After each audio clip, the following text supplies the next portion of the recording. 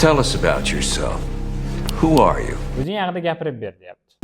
Well, an executive assistant at a major pet products company. Ya'ni demoqchi, men ijrochi assistentman, ijrochi yordamchiman. Ya'ni pet degan uy hayvonlari mahsulotlari kompaniyasida. Company? Dave, I don't want you to tell us what you do. I want you to tell us who you are. Aytmoqchiki, men xohlamayman, deyapti, sen bizga o'zing nima qilishing kerakligini aytishingni. Oh, all right. I'm a pretty good guy. Pretty good. Pretty o'z chiroyli ma'nosida har doim tushunmayman. Juda ma'nosi ham keladi. Men juda ham yaxshi yigitman demoqchi. I like playing tennis on occasion. Men tennis o'ynashni yaxshi ko'raman. On occasion vaziyatga qarab degan ma'noda ham ishlatiladi. Also, not your hobbies, Dave. Just simple. Tell us who you are. Bu ham emas, deyapti. Hobbilaring haqida gapirma. Faqatgina kimligingni ayt, deyapti.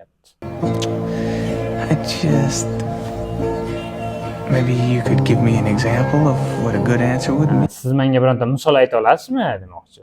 Ya'ni yaxshi javob bo'ladigan. I'm a nice, easy-going man. Easy going degani tez kirishib ketadigan odamni easy going deydi. Men shunaqa yigitman demoqchi. Might be a little bit indecisive at times. Biroz deyilyapti, vaqt borasida ikkilanib qolaman, vaqt borasida problemalar, muammolarim bor demoqchi bu yerda.